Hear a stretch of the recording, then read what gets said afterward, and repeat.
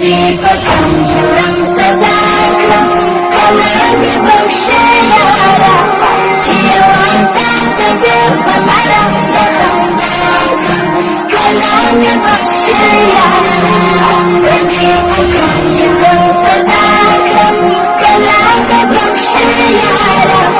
شيوان تعتذر بمرض زخمناكم كلام بخشي